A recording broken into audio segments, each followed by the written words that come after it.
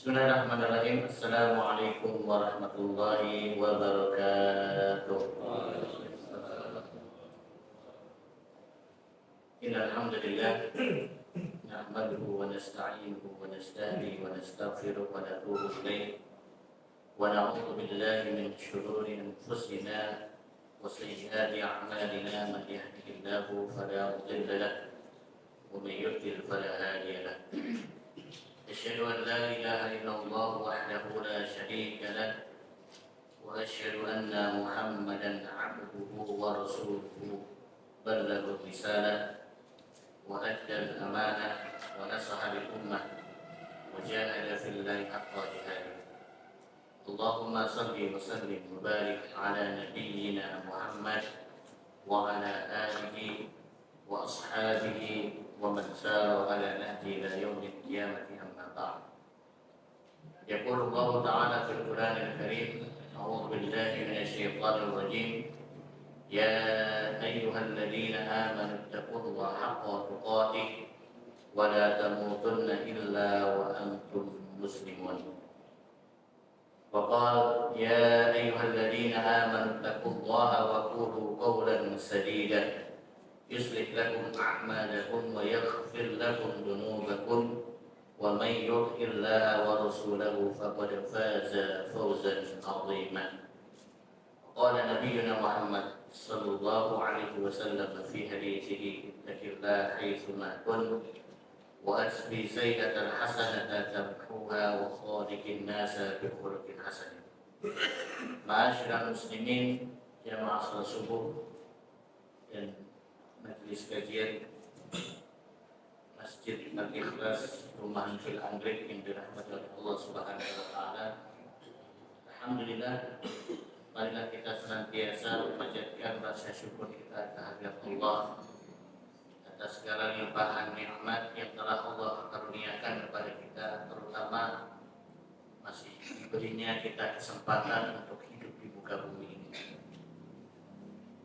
Makanya sebagai bentuk rasa syukur kita kepada Allah ketika kita bangun tidur, apa yang kita ucapkan yaitu berdoa dengan mengucapkan kalimat alhamdulillah.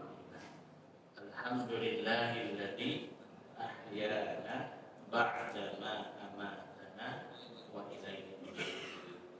Segala puji bagi Allah yang telah menghidupkan kami setelah mematikan kami. Tidur itu adalah kematian kecil. Berapa banyak orang yang tidur tapi kemudian setelah tidur dia tidak bangun-bangun lagi. Orang bilang bablas. Maka ketika kita tidur kemudian Allah masih memberikan kita kesempatan untuk bangun tidur, jangan lupa untuk bersyukur kepada Allah. Alladzi ahyana ba'da ma amatana. Setelah Allah menghidupkan kita kembali setelah kematian kita. Satu kenikmatan yang sangat luar biasa. Allah masih memberikan kita kesempatan untuk beribadah. Allah masih memberikan kita kesempatan untuk bertaubat kepada Allah atas dosa-dosa yang kita lakukan. Allah masih memberikan kesempatan kepada kita untuk memperbaiki hubungan kita dengan sesama makhluk Allah yang lainnya, dengan sesama manusia yang lain. Allah masih memberikan kita kesempatan untuk memperbaiki diri kita, memperbaiki akhlak kita. Jika di hari kemarin atau di waktu-waktu kemarin mungkin kita masih banyak kekurangan, kita masih banyak khilafnya, masih banyak dosa, masih banyak kesalahan. Maka di hari ini ketika Allah masih memberikan kita kesempatan untuk bangun tidur, syukur kepada Allah. Kenapa? Karena Allah masih memberikan kita kesempatan untuk bertaubat, untuk memperbaiki diri, untuk beribadah lagi yang lebih giat lagi kepada Allah, untuk memperbaiki amal-amal kita dan sebagainya. Oleh sebab itu jamaah sekalian yang dirahmati Allah, kami ingin menasihati diri kami pribadi dan jamaah sekalian, ayo banyaklah kita bersyukur kepada Allah. Semoga dengan rasa syukur kita kepada Allah Subhanahu wa taala, Allah akan semakin menambahkan kenikmatannya kepada kita sebagaimana yang Allah janjikan. Wa idza adzana rabbukum la in syakartum la azidannakum.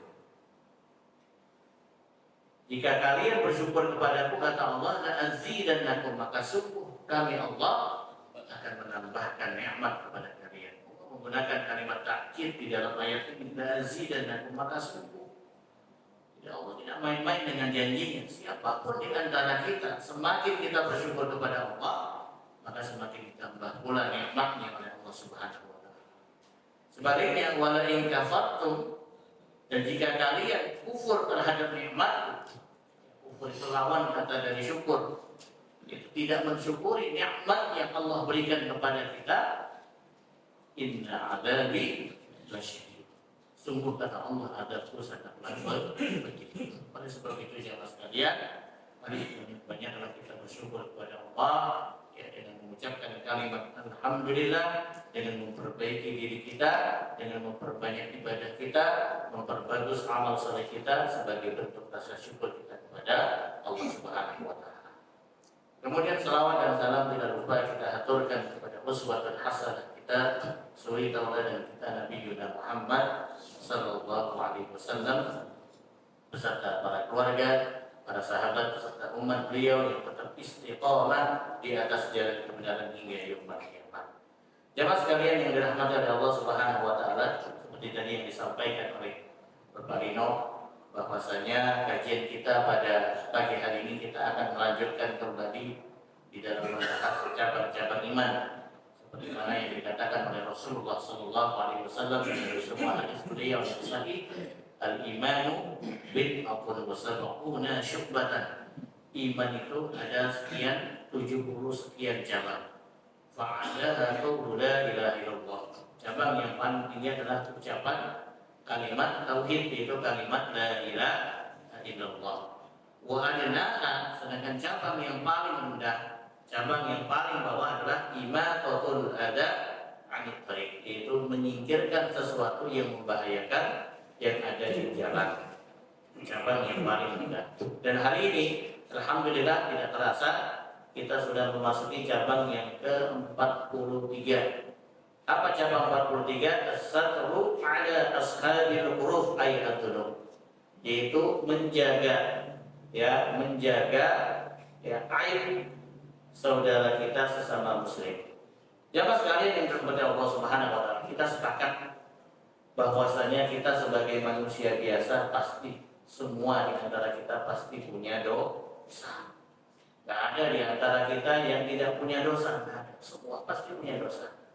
Dalam hadis Rasulullah SAW bersabda, al-insanu mahallul khata' wan nisyan. Karena manusia itu tempatnya salah dan lupa. Manusia itu tempatnya dosa dan maksiat. Manusia itu seringkali melakukan perbuatan dosa dan maksiat. Tidak ada di antara kita selain Nabi dan Rasul yang maksum. Kita semua pasti pernah punya dosa dan salah. Kita pasti pernah melakukan perbuatan maksiat. Maka oleh sebab itu jamaah sekalian yang dirahmati oleh Allah Subhanahu wa taala, apa yang Allah Subhanahu wa taala perintahkan kepada kita ketika kita melakukan perbuatan dosa dan maksiat, wa tubu ilallahi jami'an ayyuhal mu'minun. Bersegeralah kita untuk bertaubat kepada Allah Subhanahu wa taala. Ya, bersegeralah kita bertaubat kepada Allah. Kemudian yang kedua, Allah perintahkan kepada kita untuk apa? Untuk menyembunyikan dosa yang telah kita lakukan. Jangan sampai kita perlihatkan, jangan sampai kita tampakkan di hadapan orang lain. Ketika Allah sudah menjaga aib kita, menjaga dosa kita dari tidak terlihat di hadapan orang lain, maka jangan pernah kita perlihatkan di hadapan orang lain atau kita ceritakan kepada orang lain. Karena dalam sebuah hadis yang sahih Rasulullah SAW bersabda, kullu ummati mu'afa, setiap umatku kata Rasulullah akan diampuni dosanya oleh Allah, illa mujaharah, kecuali mujaharah. Apa itu mujaharah? Mujaharah itu adalah orang yang melakukan perbuatan dosa dan maksiat, kemudian Allah sudah jaga dosanya, Allah sudah jaga aib dosanya sehingga tidak terlihat, tidak tercium oleh orang lain, tapi kemudian besok harinya atau di pagi harinya dia menceritakan dosanya kepada orang lain. Oh, bahwasanya tadi malam saya telah melakukan dosa ini. Tadi malam saya telah melakukan ini, bahkan dengan bangga. Ya, dia menceritakan kepada orang lain, ini yang dinamakan mujaharah. Orang yang mujaharah kata Rasulullah SAW di dalam hadis beliau, beliau mengatakan orang yang demikian tidak akan diampuni dosanya oleh Allah Subhanahu wa taala. Makanya seorang ulama tabi'in Muhammad bin Wasif mengatakan seperti yang dikatakan oleh Imam Al-Zahabi di dalam kitab beliau Syiarul A'lam bin Nubala, ya, beliau mengatakan bahwasanya jika dosa itu diibaratkan seperti sesuatu yang sifatnya berbau, maka saya yakin tidak ada seorang pun yang akan mendekati saya. Kenapa? Karena orang tidak akan mau mendekati kita orang yang penuh dengan perbuatan dosa dan maksiat. Oleh sebab itu Allah Subhanahu wa taala telah menutup, ya, menjaga dosa yang kita lakukan sehingga tidak tersebar kepada orang lain. Maka jangan sampai kita sebarkan. Yang sudah ditutup oleh Allah ini, yang sudah dijaga oleh Allah ini, apa yang harus kita lakukan? Bertaubat kepada Allah dan tidak perlu kita sebarkan kepada orang lain. Begitu juga ketika kita melihat ada saudara kita, ada teman kita yang melakukan perbuatan dosa dan maksiat, apa yang perlu kita lakukan? Tentu kita menasihatinya, mengingatkannya, melakukan yang namanya amar ma'ruf nahi munkar, dan tidak menyebarkan aib ataupun dosa yang dilakukan oleh saudara kita tadi dengan kepada orang lain. Bahwasanya si fulan telah melakukan dosa ini kita sebarkan. Tidak. Tapi diperintahkan oleh Allah Subhanahu wa taala di dalam Al-Qur'an untuk dirahasiakan, dijaga. Jangan kita sebarkan. Cukup kita saja yang tahu dan Allah Subhanahu wa taala yang mengetahuinya, dan kita menasihati orang itu agar dia tidak mengulangi kembali perbuatan dosa yang telah dia lakukan.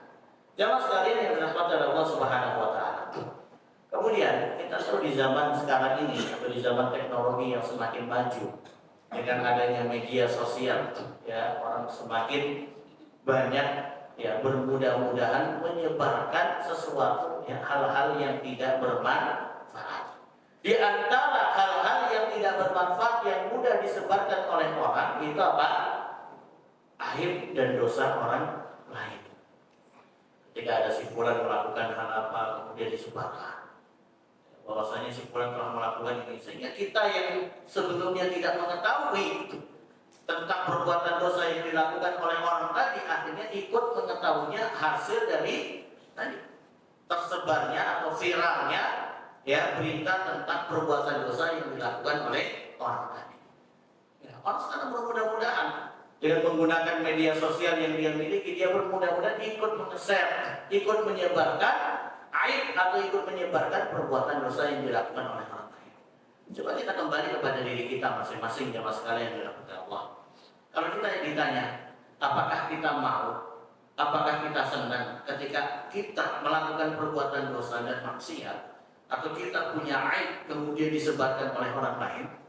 Apakah kita senang? Tentu jawabannya tidak. Kita nggak suka ketika sesuatu yang tidak kita sukai, aib kita, perbuatan dosa, perbuatan maksiat yang kita lakukan kemudian disebarkan oleh orang lain. Begitu juga ketika kita tidak menyenangi hal itu terjadi terhadap diri kita, maka jangan pernah kita lakukan hal itu juga kepada orang lain.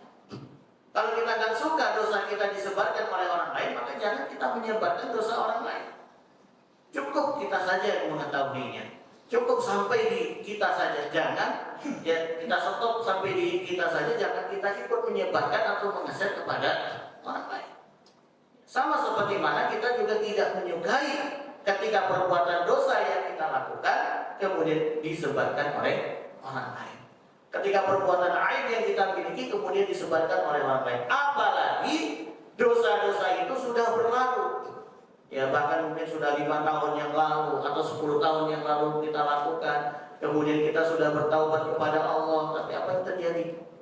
Ya, orang membuka kembali rahasia itu, orang membuka kembali aib itu. Oh, si fulan telah melakukan dosa itu 5 tahun yang lalu, ternyata dia orangnya gini, padahal kita sudah bertaubat kepada Allah. Waliyahulillah. Ya, mas kalian yang Allah Subhanahu wa taala. Fenomena, ya, mudah menyebarkan aib, mudah menyebarkan dosa orang lain saat ini sangat terjadi di tengah-tengah kita. Kita perhatikan berapa banyak, ya, para public figure, ya, para orang-orang yang terkenal dan sebagainya, ketika ada pasangan suami istri yang kemudian mereka cerai, ya, sudah bercerai, apa yang terjadi? Di antara mereka berlomba-lomba untuk membongkar aib mantan pasangannya masing-masing. Suami ya berlomba-lomba membongkar aib istrinya. Pun demikian, seorang istri berlomba-lomba membongkar aib suami. Di mana? Di media sosial. Di mana? Di berita. Oh, suami saya dulu gini-gini, orangnya gini-gini. Oh, istri saya dulu gini-gini. Oh, bahwasanya dia gini-gini, dia bukan istri yang baik, dia pernah gini sama saya, dia bukan suami yang baik dan sebagainya. Waliyahulillah. Makanya kenapa di dalam Islam dilarang melakukan hal demikian? Allah Subhanahu wa taala berfirman, "A'udzubillahi minasyaitonir rajim" di dalam surat An-Nur ayat yang ke-19. Innal ladzina yuhibbuna an tashi'al fahishatu fil ladzina amanu lahum 'adzabun alimun fid dunya wal akhirah. Sesungguhnya, perhatikan, sesungguhnya orang-orang yang suka an tashi'a menyebarkan al-fahisyah perbuatan keji.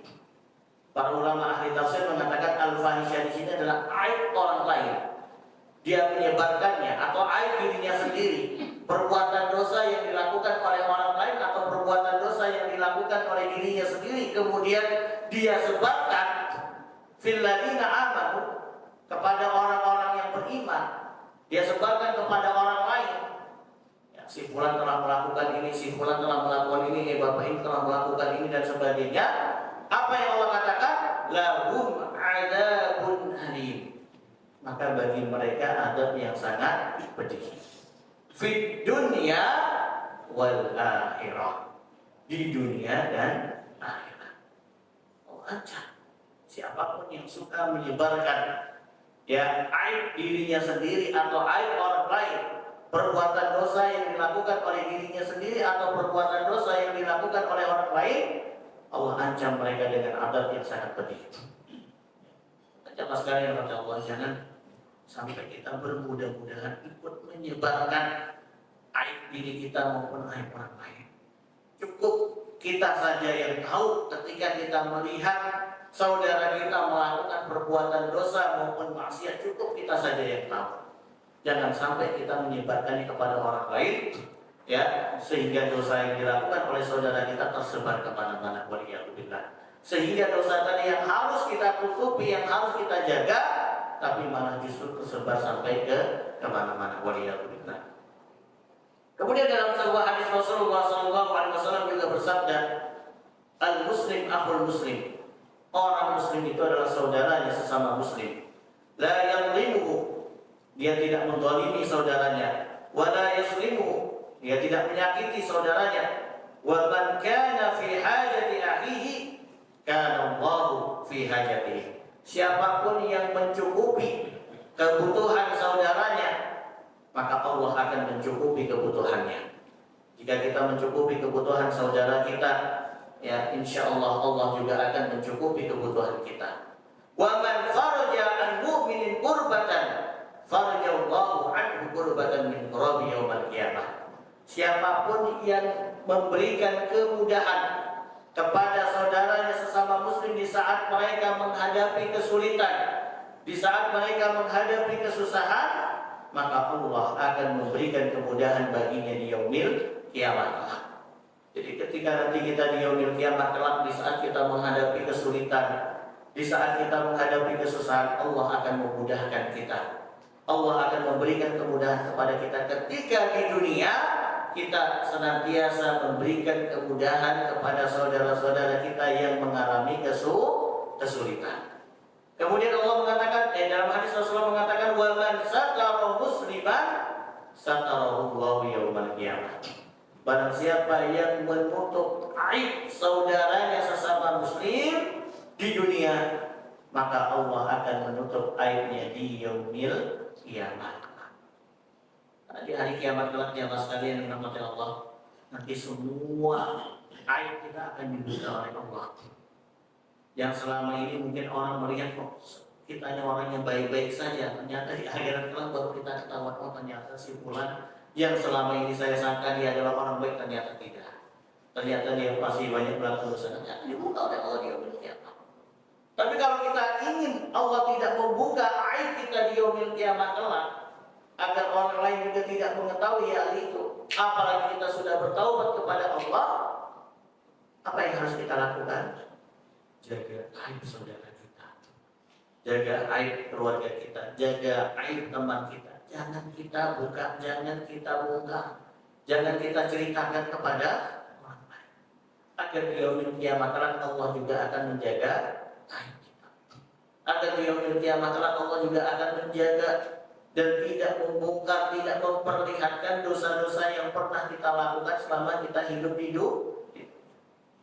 Coba kalau kita ditanya, pengen tidak kita nanti di yaumil kiamat Allah akan menjaga aib kita, Allah tidak membuka aib kita?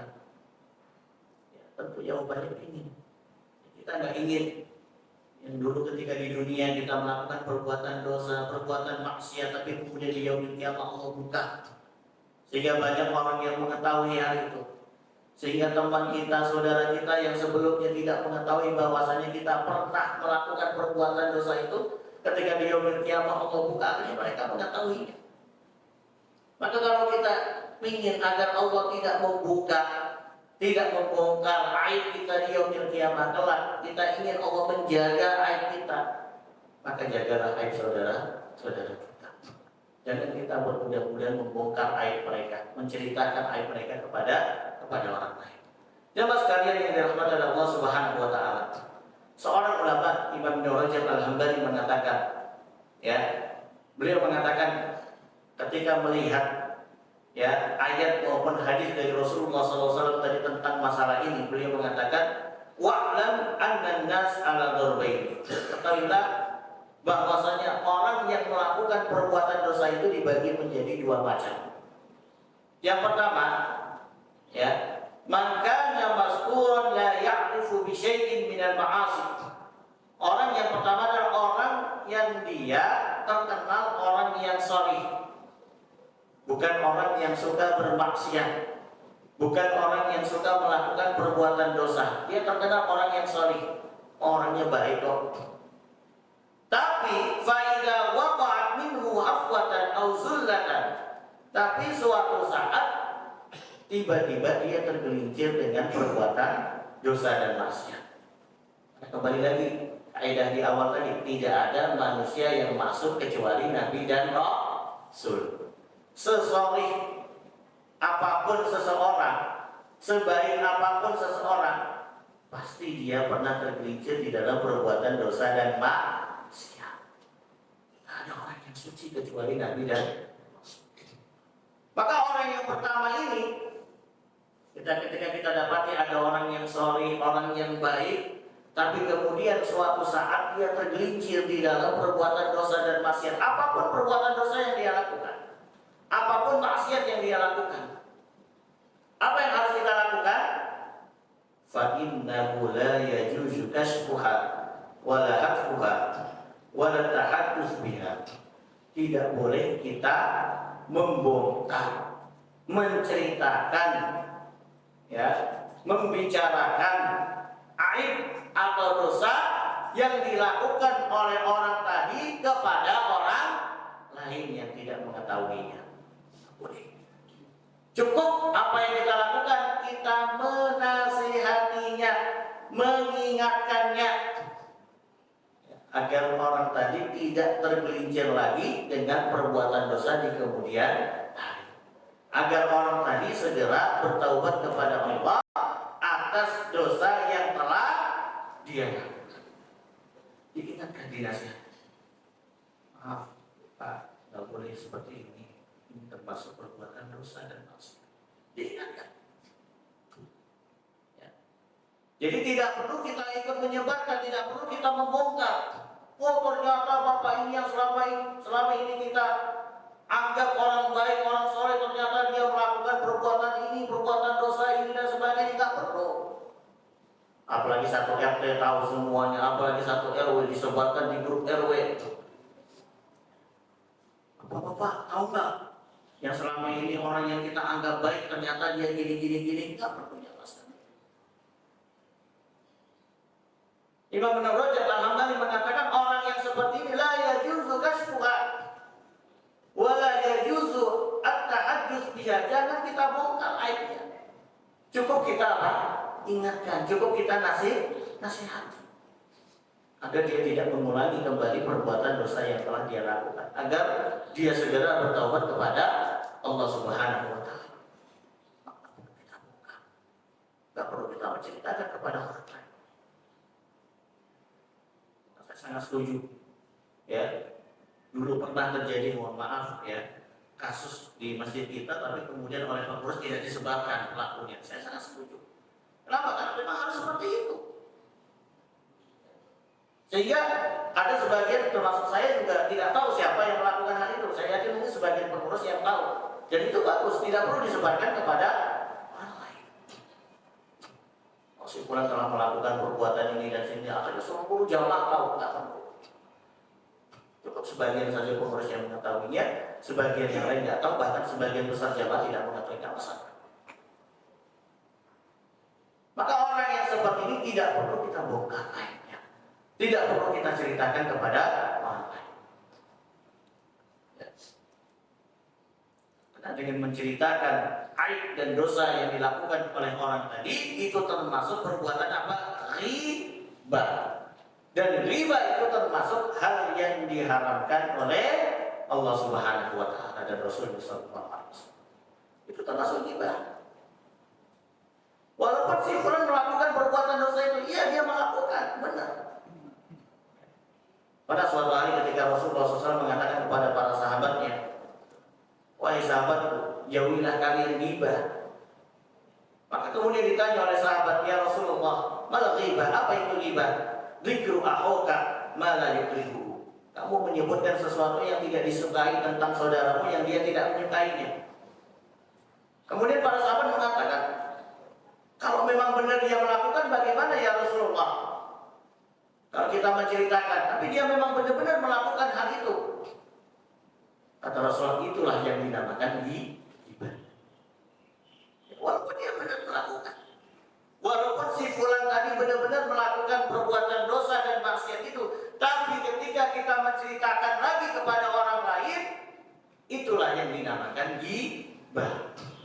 Dan ghibah itu termasuk hal yang diharamkan oleh Allah.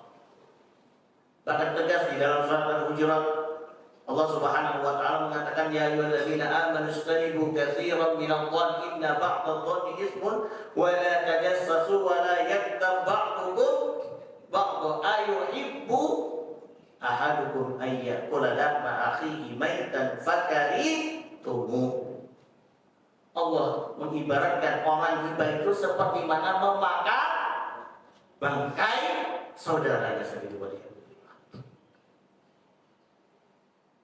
Walaupun itu hal benar terjadi, maka itu termasuk ghibah. Dan itu termasuk hal yang diharamkan oleh Allah Subhanahu wa taala. Ini yang pertama. Kemudian orang yang kedua, maka mustahiran bil ma'asi. Ada orang yang kedua, dia memang orang yang terkenal dengan perbuatan dosa dan maksiat.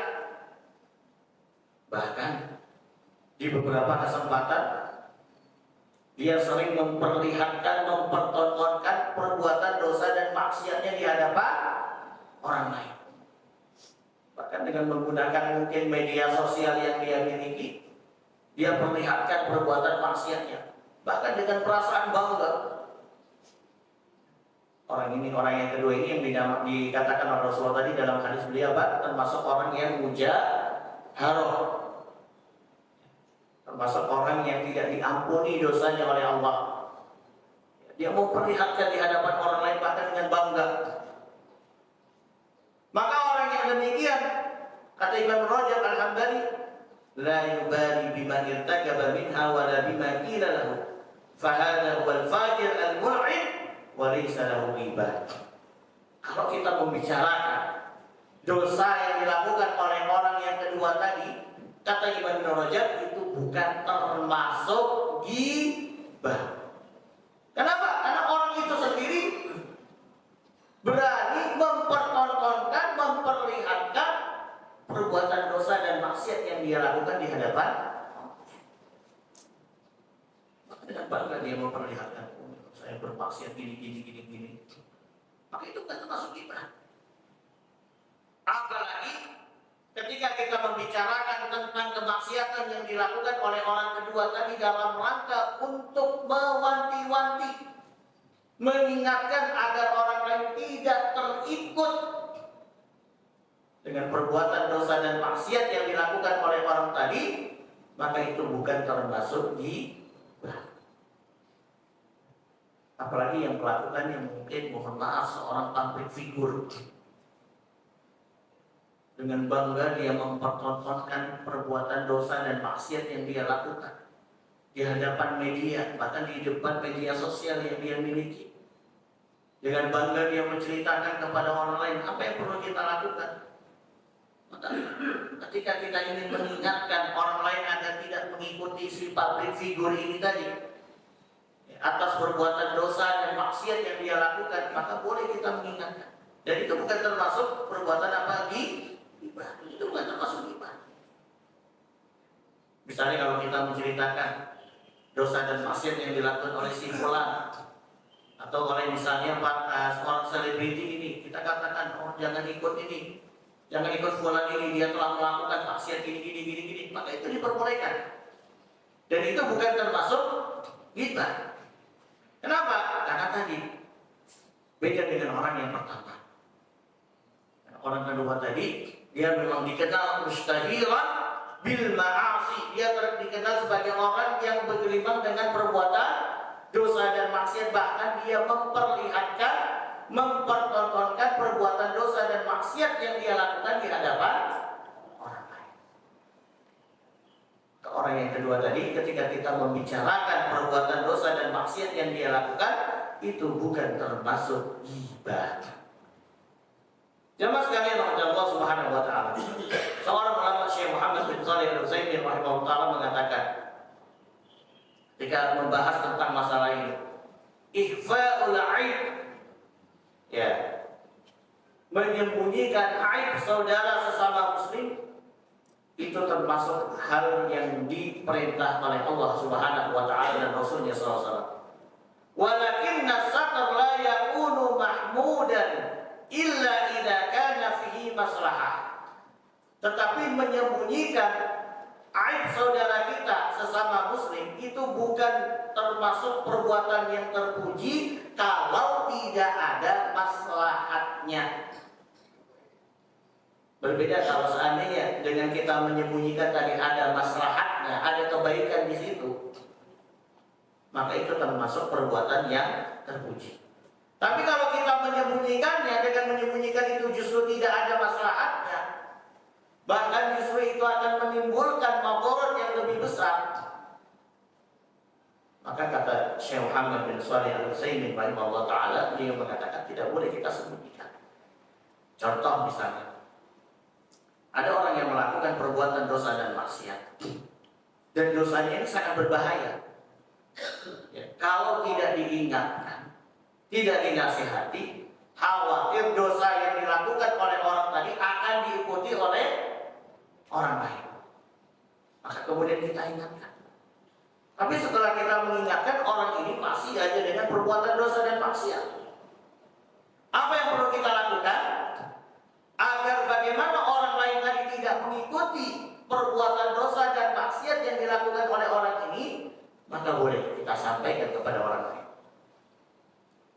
Teman-teman, tolong jangan diikuti si fulan. Ya, bahaya. Perbuatan yang dia lakukan termasuk perbuatan yang diharamkan oleh Islam. Boleh kita sampaikan, boleh. Karena kalau kita menyembunyikan, saya nggak sampaikan kepada teman saya yang lain, biarin aja dah. Khawatir orang lain akan mengikuti perbuatan dosa dan maksiat yang dilakukan oleh orang. Kamu ikut-ikutan, nggak ada yang ingetin saya, nggak ada yang menyampaikan saya kalau itu nggak diperbolehkan. Jika semakin banyak orang yang mengikuti perbuatan dosa dan maksiat, ya, apalagi zaman sekarang, ya, kalau sesuatu itu sudah viral, ya sudah ngetren, gampang orang untuk mengikutinya. Hanya gara-gara ngetren, hanya gara-gara viral, akhirnya orang mudah untuk mengikuti. Padahal orang nggak tahu apakah itu maksiat atau bukan maksiat. Akhirnya orang yang penting ikut. Kenapa kamu melakukan? Nah, ini kan viral, ini kan lagi ngetren dan sebagainya. Maka kalau kita yang bagi kita yang tahu bahwasanya itu adalah perbuatan maksiat, maka wajib untuk kita ingatkan orang lain agar tidak mengikuti perbuatan maksiat dan dosa itu. Ya, nih. Wala yatadammanahu mafsadah. Famathalan al-mujrim idza ajrama la yastur alaihi in kana ma'rufan. Kalau ada seorang yang melakukan perbuatan dosa dan dia memang terkenal sebagai pelaku dosa, pelaku maksiat, bahkan sudah berapa kali diingatkan dia tidak bertaubat kepada Allah, terus-menerus dengan perbuatan dosa, terus-menerus dengan perbuatan maksiat yang dia lakukan, bahkan waliyahulillah dia bangga dengan dosa dan maksiat yang dia lakukan, maka orang yang seperti ini jangan didiamkan. Jangan kita diamkan perbuatan dosa dan maksiat yang dia lakukan, tapi wajib bagi kita untuk menyampaikan kepada orang lain agar orang lain tidak mengikuti perbuatan dosa dan maksiat yang dilakukan oleh orang. Karena kalau kita tidak menyampaikan, khawatir itu akan menimbulkan madarat yang lebih besar. Khawatir semakin banyak orang yang melakukan perbuatan dosa dan maksiat, waliyahulillah. Walakinna rajul alladhi yakunu mustaqiman. Kemudian Syekh Muhammad bin Shalih Al-Utsaimin mengatakan, akan tetapi kalau ada orang yang mustaqiman, orang yang dikenal sebagai orang yang salih, summa fa'ala ma la yahillu, kemudian dia melakukan perbuatan maksiat, fahuna qad yakunu satar maqluban, maka barulah kata beliau rahimahullah taala, barulah di saat itu kita diperintahkan untuk menutup aib dosa yang dilakukan oleh orang yang saleh tadi. Ya. Asal tadi tidak hanya sekedar ditutup, tapi juga diingatkan, dinasihati, yang dulu fihi ilal maslahat. Karena dengan menutup aib saudara kita orang yang saleh tadi dari melakukan perbuatan maksiat itu lebih banyak maslahatnya daripada kita membongkar. Coba kalau kita membongkar, ada satu kasus yang mas kalian yang menimpa seorang ustaz misalnya. Kemudian kasus tadi tersebar kemana-mana, ke media sosial. Akhirnya stigma orang terhadap, pandangan orang terhadap agama Islam menjadi jelek. Ya, ustaz aja melakukan perbuatan ini. Katanya ustaz, tapi kok seperti ini? Katanya seorang alim, katanya orang hafid Al-Quran, kok seperti ini? Akhirnya jelek. Akhirnya dijadikan apa? Ya, bahan guyonan oleh orang-orang non-muslim. Loh, lihat loh, ustadznya saja seperti itu, apalagi yang bukan ustadz. Akhirnya timbul, ngapain juga hafal Al-Quran kalau orangnya seperti itu? Ngapain juga hafid Al-Quran kalau seperti itu? Akhirnya tersebar stigma jelek. Pandangan orang terhadap Islam semakin. Jaminan kita masukkan anak kita di pesantren, kalau toh juga keluar dari pesantren anak kita juga melakukan maksiat seperti itu, akhirnya tersebar kemana-mana. Akhirnya orang nggak mau memasukkan anaknya ke pesantren, orang nggak mau anaknya belajar agama, toh kata mereka sama saja, ujung-ujungnya maksiat juga, ujung-ujung melakukan perbuatan dosa. Akhirnya pandangan orang terhadap Islam semakin jelek. Makanya kenapa dengan tidak menyebarkan itu mengandung maslahat, sehingga orang pun tidak alergi, tidak anti terhadap Islam. Tidak anti terhadap Islam. Coba Bapak Ibu sekalian yang dirahmati Allah, lihat, perhatikan kalau ada Bapak Ibu punya media sosial. Saya yakin kita semua masih punya, paling tidak minimal WhatsApp, ya kan? Mungkin ada di antara kita yang punya Facebook atau punya X, Twitter, ya kan? Atau Instagram, IG dan sebagainya. Coba lihat. Kasus ini benar-benar mencuat, bahkan banyak orang berpandangan memberikan pandangan buruk terhadap Islam.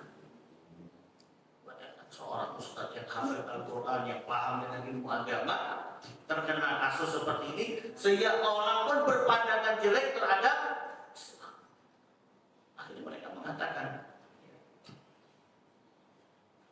apa pandangan mereka? tidak jaminan orang yang menjadi seorang ustaz kemudian dia akan baik. Tidak jaminan orang yang hafid Al-Quran kemudian baik. Sehingga ngapain anak saya sudah hafal Al-Quran kalau ujung-ujungnya seperti itu. Tapi gara-gara kasus ini, mohon maaf ya mas sekalian, ada seorang ibu yang datang kepada kami sehingga mengatakan kepada kami, Ustaz, ngapain saya mondokin anak saya di pesantren? Ngapain saya jadikan anak saya hafal Al-Quran kalau ujung-ujungnya? Oh, ada yang hafal Al-Quran juga seperti ini, Ustaz. Ini sudah anti duluan dengan Islam, anti duluan dengan yang berbau Islam. Makanya kenapa di dalam Islam kita diperintahkan untuk menjaga agar orang tidak anti terhadap Islam. Dengan kita ikut menyebarkan seperti itu sama saja kita telah memperburuk citra Islam. Tapi bukan berarti ketika terjadi masalah seperti itu kemudian kita diamkan, enggak juga. Kita ingatkan. Kalau memang masalah itu harus dibawa ke permasalahan hukum atau ke pihak yang berwenang, kita bawa ke banyak perbedaan. Ya. Dan sebisa mungkin tidak kita menyebarkan kepada orang lain yang tidak mengerti tentang hal ini. Wallahu a'lam. Syekh Muhammad bin Shalih Al-Utsaimin rahimahullah mengatakan, jika menyembunyikan aib saudara kita sesama muslim itu memberikan maslahat yang lebih besar, maka sembunyikan. Tapi sebaliknya, jika kita menyembunyikan aib saudara kita sesama muslim itu justru tidak membawa maslahat atau malah sebaliknya membawa dampak mafsadat yang lebih besar, maka kata beliau rahimahullah ta'ala, maka di saat itu tidak boleh kita menyembunyikan. Silakan kita sampaikan, kita ceritakan kepada orang lain tentang dosa yang dilakukan oleh orang yang demikian. Allahu a'lam. Jamaah sekalian yang dirahmati Allah Subhanahu wa taala. Terakhir, ya. Ada satu kaidah al-jaza min jinsil amal. Ya. Balasan itu disesuaikan dengan amal perbuatan. Maksudnya apa? Apa hubungannya kaidah ini dengan apa yang kita bahas saat ini? Hubungannya yang pertama, kalau kita termasuk orang yang mudah menjaga aib saudara kita sesama muslim, maka insya Allah akan menjaga aib kita di dunia dan di akhirat. Di saat kita melakukan perbuatan maksiat atau dosa kemudian diketahui oleh orang lain, maka yakin Allah akan menjaga orang itu dari menyebarkan aib atau perbuatan dosa dan maksiat yang kita lakukan kepada orang lain. Sebaliknya, jika kita termasuk orang yang mohon maaf bermudah-mudahan gampang ikut menyebarkan, membongkar aib perbuatan dosa yang dilakukan oleh orang lain, maka jangan salahkan kalau suatu saat waliyahulillah ketika kita melakukan perbuatan dosa, ketika kita bermaksiat, ketika kita memiliki aib, kemudian aib kita, dosa yang kita lakukan juga mudah tersebar di hadapan orang lain. Allah tidak akan menjaga aib kita akan tersebar di dunia dan juga nanti di akhirat. Ini kaidah al-jaza min jinsil amal. Karena balasan itu disesuaikan dengan amal perbuatan. Maka oleh sebab itu kalau kita ingin, sekali lagi nasihat buat saya pribadi dan jamaah sekalian, kalau kita ingin aib kita tidak terbongkar, aib kita tidak tersebar kepada orang lain, perbuatan dosa dan maksiat yang kita lakukan bahkan secara sembunyi-sembunyi kemudian tidak terbongkar, tidak tersebar kepada orang lain, maka jaga aib saudara kita. Jangan kita bermudah-mudahan membongkar aib mereka. Jangan bermudah-mudahan menggunakan media sosial yang kita miliki untuk menyebarkan, membongkar aib saudara kita yang lainnya. Ingat, Allah Subhanahu wa taala mengatakan bahwasanya orang yang bermudah-mudahan membongkar aib saudaranya, maka lahum adzabun alim. Allah mengancamnya dengan azabnya yang sangat pedih. Sebaliknya, kata Rasulullah dalam hadisnya, ketika kita termasuk orang yang bisa menjaga aib, bisa menjaga kemaksiatan yang dilakukan oleh orang lain dengan tidak ikut menyebarkannya kepada orang lain, maka insya Allah Allah juga akan menjaga aib kita di dunia dan di akhirat. akhirat. Amin ya rabbal alamin. Mungkin cukup sekian yang bisa kami sampaikan. Mudah-mudahan kita termasuk di antara mereka orang-orang yang bisa menjaga aib saudara kita, bisa menjaga ya perbuatan dosa yang dilakukan oleh orang lain dan tidak ikut membongkar dan menyebarkannya kepada orang lain. Wallahu a'lam. Sampaikan kepada Pak Inu jika ada yang ingin ditanyakan. Baik, terima kasih Pak Ustaz. Tadi sangat relevan sekali dengan kejadian sekarang ya, menjaga aib saudara muslim. Jika ada pertanyaan Bapak, silakan sudah waktu kita suruh 10 menit 11 menit. Silakan. Fenomena seperti ini sudah menjadi santapan harian di media sosial dan sebagainya. TV juga bahkan konon katanya acara itu malah viewernya banyak gitu. Ratingnya tinggi, ini sangat prihatin sekali ya. Yang tadi kita nggak tahu kondisi artisnya begini, jadi tahu kondisi pejabatnya jadi tahu. Nah, ini tadi Pak Ustadz sudah sampaikan, kita tinggalkan jauh-jauh seperti itu. Silahkan jika ada yang bertanya. Ya. Wah, ini seru nih. Biar ingat. Saya Pak Sulis. Oh, Assalamualaikum warahmatullahi wabarakatuh. Waalaikumsalam. Terima kasih Pak Ustaz. Sedikit mau nanya Pak Ustaz. Kita ngobrolin tentang tokoh politik misalnya. Bisa sama sekali. Kita bikin stiker segala itu gimana Pak Ustaz? Ini biasanya Pak Ustaz. Baik. Waalaikumsalam. Baik, terima kasih Pak Sulis. Baik, yang kita bicarakan apakah kebijakannya atau sosoknya, itu yang perlu kita perhatikan. Kalau yang kita bicarakan adalah kebijakan-kebijakannya yang dalam tanda kutip merugikan rakyat misalnya, ya, atau politik atau pemimpin atau pemerintah, yang kita bicarakan kebijakannya, ya kebijakan yang dia buat, yang kebijakannya tadi bisa merugikan rakyat atau dalam tanda kutip menzalimi rakyat, ya, maka itu diperbolehkan. Ya, karena kebijakannya tadi sifatnya sudah meluas. Ya, bukan sesuatu yang sifatnya tersembunyi. Kan nggak mungkin pemerintah, pemimpin membicarakan kebijakan tapi disembunyikan, kan nggak mungkin.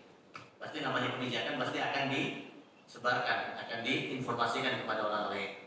Misalnya menteri ini membuat kebijakan, misalnya mohon maaf ya, LPG naik 3 kali lipat dan itu sangat mohon maaf misalnya merugikan rakyat, maka boleh kita bicarakan, tapi dalam tanda kutip dengan bahasa yang baik, dengan bahasa yang sopan, ya, tidak boleh sampai menghina, ya, apalagi wajahnya dibuat apa, kemudian dibuat apa, itu nggak boleh. Itu sama saja menghina fisik, ya. Beliau bagaimanapun juga tokoh politik tadi ataupun pemimpin kita tadi adalah ciptaan Allah, tidak boleh kita menghina fisiknya, ya, nggak boleh. Karena sama saja ketika kita menghina fisik seseorang, sama saja kita telah menghina yang menciptakannya siapa? Allah Subhanahu wa Ta'ala. Tapi kalau kita mengkritisi kebijakannya, maka silakan saja boleh. Karena kebijakannya sifatnya apa?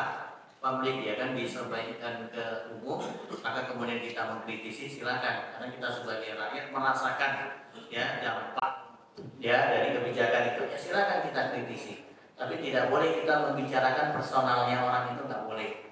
Misalnya orang itu sebuah gini-gini, ternyata bapak ini dulu gini-gini, ternyata gini, nggak perlu. Ya, karena itu tidak ada hubungannya dengan kebijakan yang dia buat. Kecuali tadi tentang kebijakan silakan. Ya, tapi kalau tadi yang sifatnya apalagi yang dulu rahasia, mungkin 10 tahun yang lalu si bapak ini misalnya atau tokoh masyarakat ini atau tokoh pemimpin ini dulunya telah melakukan ini, kemudian kita sebarkan, oh ternyata bapak ini begitu, yang nggak boleh. Cukup kita saja yang tahu, mungkin kita akan mendekatnya. Misalnya mohon maaf nih, Pak Sulis teman dekat pemimpin ataupun ya apa namanya ketua parpol apa misalnya, maka Pak Sulis tahu nih apa namanya latar belakang pemimpin ini atau ketua parpol ini, ya dari belakang kanan kiri tahu nih, dari kecil udah teman main. Maka nggak boleh kemudian sekarang Pak Sulis ingin menjatuhkan ketua parpol ini kemudian membicarakan, oh ternyata dulu orang ini ketika dulu muda main sama saya dia sukanya gini, nggak boleh. Itu sama saja kayak tadi membicarakan aib orang lain seperti itu. Ya disembunyikan saja. Tapi kalau kita kritisi kebijakannya yang itu menyengsarakan kita rakyat, ya silakan saja diperbolehkan. Wallahu a'lam. Tapi tadi dengan bahasa yang baik. Allah Waalaikumsalam. Jadi ibu ada yang mau tanya. Assalamualaikum warahmatullahi wabarakatuh. Waalaikumsalam warahmatullahi wabarakatuh. Ustaz, Ya. kalau kita itu udah hidup Ustaz, kan apa-apa? Kurang jelas Bu.